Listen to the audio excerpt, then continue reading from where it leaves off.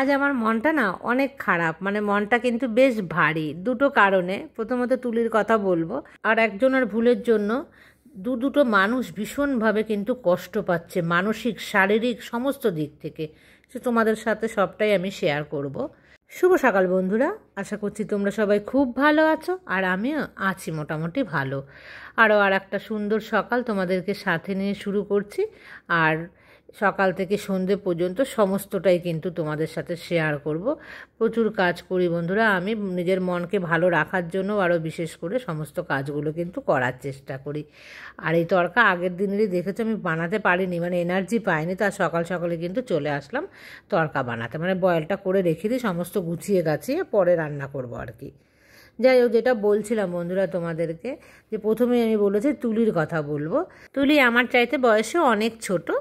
তুলি আমাকে মিষ্টি বলে ডাকে, আর এই তুলির মুখে এই মিষ্টিটা শুনে কিন্তু আমার ভীষণ ভালো লাগে। তুলিকে আমি ভীষণই ভালোবাসি, তুলিও আমাকে ভালোবাসে ভীষণ। তো একটা মিস্টেক হয়ে গেছে, তো একটু মানে ভুল বোঝাবুঝি, তুলি আমাকে ভুল বুঝেছে। তো আমি বলেছি তুলি তুমি আমাকে ভুল বোঝো না, আমি ওর কাছে কিন্তু সরি বলেছি। যাই হোক, এখন ও আমাকে ক্ষমা করবে কি না করবে সেটা তো ওর ব্যাপার, কিন্তু ও আমার থেকে তো অনেক ছোট, তো আমার সন্তানের মতন। তো সেই কারণে কিন্তু আমি তুলিকে, মানে তুলির কথাতে কোনো রাগ করিনি, অভিমান করিনি। হ্যাঁ, ওর অভিমান হয়েছে, কারণ আমি ওর খবর কয়েকদিন নিতে পারিনি, তো সেই জন্য।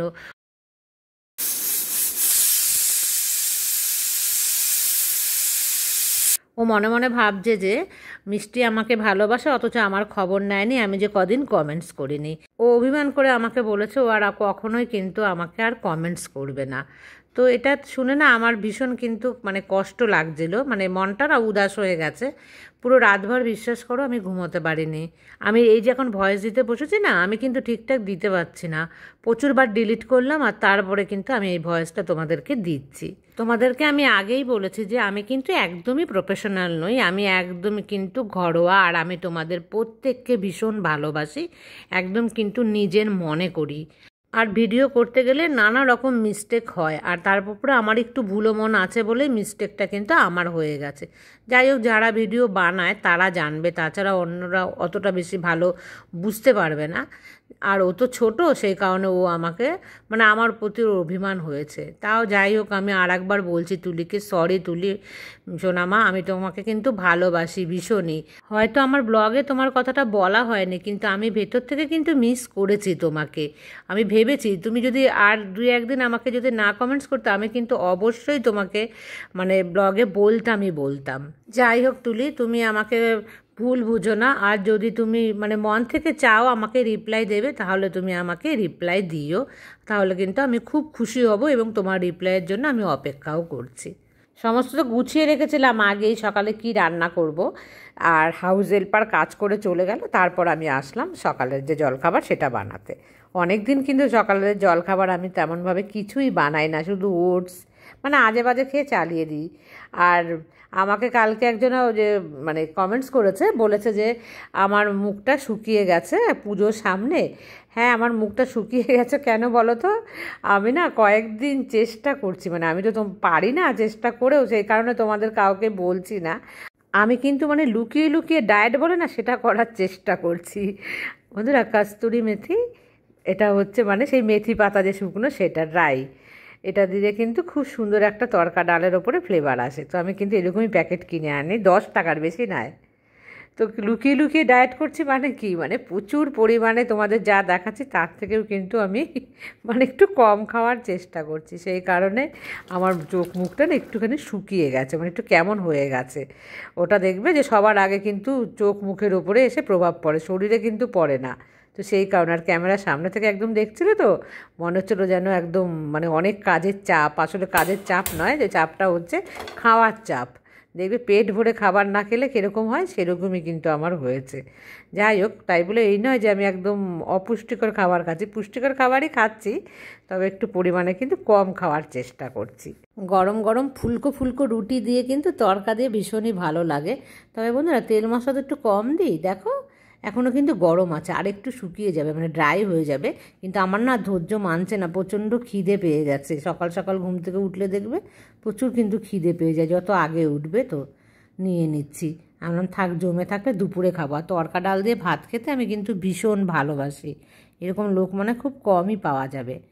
যাই হোক বন্ধুরা, দুপুরবেলা কী রান্না করব দেখো, কারণ আমাকে না বাইরের কাজে যেতে হবে, তো চটপট কিন্তু আমি সমস্ত কাজগুলো সেরে ফেলছি। আর আগে থেকে প্ল্যান করে রাখলে এভাবে কিন্তু করা যায়। হঠাৎ করে কোথাও যেতে বলে তখন কিন্তু প্ল্যান ছাড়া কাজ হলে দেখবে কাজগুলো ভালো হয় না। আর যেহেতু আমি আগে থেকে জানি, সে কারণে কিন্তু আমি একদম প্ল্যানভাবে কিন্তু কাজগুলো করছি।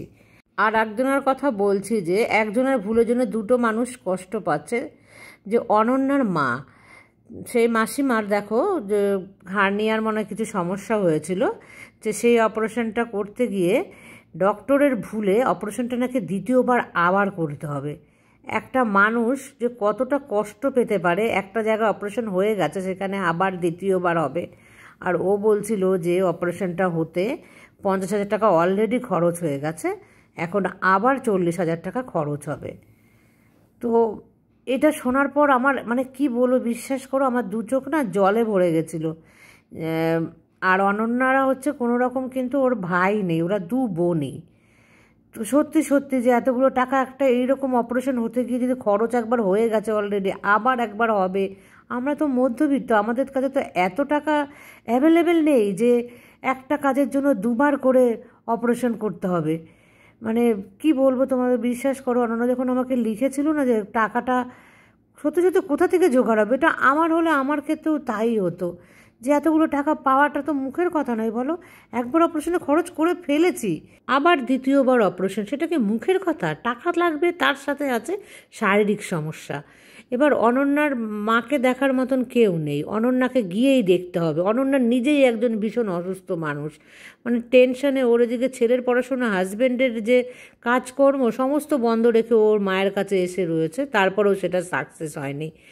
মানে কি বলবো, দুশ্চিন্তা। আমরা মেয়েরা অপারক মেয়ে, আমরা সত্যি আমাদের মা বাবাদের কিছু হলে আমরা যেহেতু কিছু রোজগার করি না, সে কারণে কিন্তু প্রচুর টেনশন হয় আমাদের মতন মেয়েদের, যে কিছু যদি মায়েদের হয়ে যায় তাহলে আমরা কি করে সামলাবো। তার উপরে তার কোনো ছেলেও নেই যে সে মানে পাশে এসে দাঁড়াবে। তখন না খুব মনে হচ্ছিল রোজগার করাটা যে কি দরকার। দেখো আজকে অনন্যার কথা ভেবে মানে আমি অনন্যার জায়গাতে না আমি নিজেকে বসিয়ে আমি ফিল করেছি যে কত কষ্ট। না, আমার মায়েরও অপারেশন হয়েছিল, আমি কিন্তু তখন এরকম কষ্টটা ফিল করেছিলাম।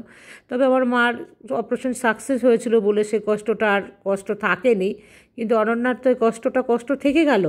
আবারও অপারেশন করতে হবে মানে সত্যি মানসিক শারীরিক সমস্ত দিক থেকে কিন্তু সে ভেঙে পড়েছে।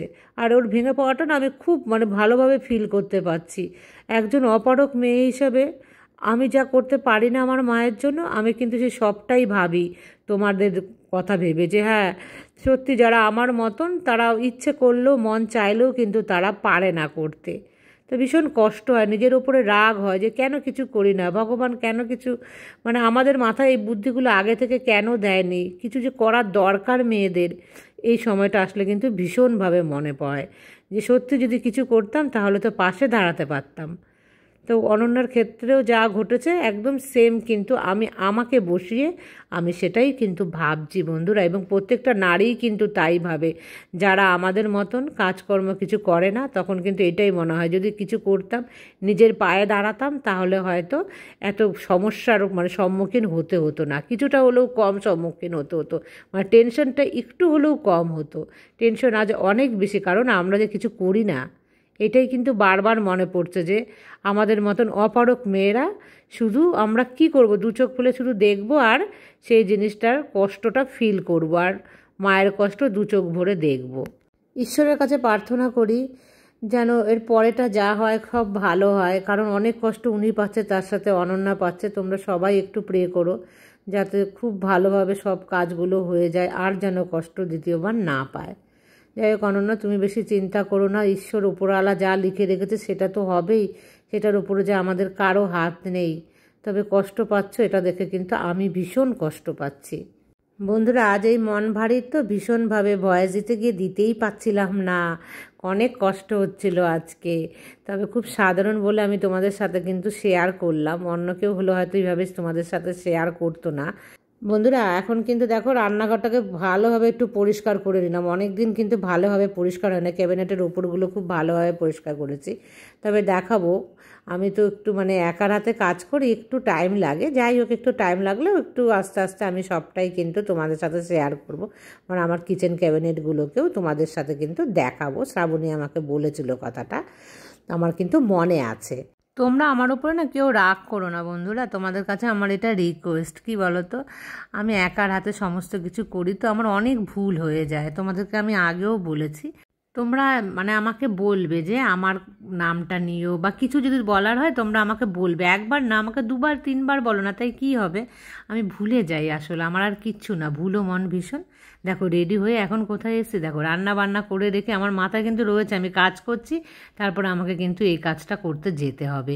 আমি চলে যাচ্ছি এখন একদম সোজাসুজি ব্যাংকের কাজে। আর আমাদের এখানে ব্যাংক কোথায় তোমাদেরকে একটু ঘুরে দেখাচ্ছি, কিন্তু তোমরা বুঝতে পারবে না আমি জানি রাস্তা দেখলে। তবে রিঙ্কু আমার বাড়ির এখানে থাকে, সে কিন্তু খুব ভালোভাবে চেনে। এই যে SBI ব্যাংক, এখানেই কিন্তু আমি যাচ্ছি। এটা হচ্ছে আমাদের কৃষ্ণনগরের মেন ব্রাঞ্চ SBI-এর, মানে বড়। তো যাই হোক, ওখানে কাজটা আমি মিটিয়ে তারপরে আসলাম। দেখো এখন আমি স্নান করে পুজো দিচ্ছি দুপুরের। রান্নাবান্না তো সমস্ত কাজ করেই রেখে গেছিলাম, তো এসে চটপট কিন্তু একটুখানি আমি ঠাকুরের মানে দুপুরের পুজোটা দিয়ে দিচ্ছি। আর গাছে ফুল থাকে না সাদা ফুল, সেই ফুল দিয়েই কিন্তু গোপুসোনাদের দিই বেশিরভাগ সময়ই। আমি ওই বৃহস্পতিবার করেই ফুল কিনে আনি, আর কোনো অনুষ্ঠান পারপাস হলে তখনই আনি। আর এই দেখো নিয়ে চলে আসলাম তারপরে খাবার। আর ক্যামেরার সামনে না আসতে ইচ্ছে করলো না। সেই যে তরকা, সেটা দেখতে একটু কেমন সাদা সাদা হয়েছে না, আমি তো লাল লঙ্কা দিই না।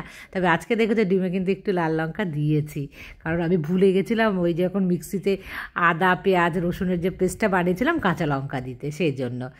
আর যাই হোক বন্ধুরা, তারপর দেখো বিকেলবেলা এখন আমি যে জামা কাপড় নিয়ে এসেছিলাম দুটো একটা, মানে সকালবেলা কিন্তু সে আর ভাঁজ করে নেমে ফেলে রেখেছি। বাইরের কাজ করলে না তখন খুব দৌড়ি মানে লেগে যায় না, তখন ইচ্ছে করে না এগুলো করতে। তো এখন ভাবলাম একটু করি, মানে জামা দুই একটা গুছিয়ে নিই।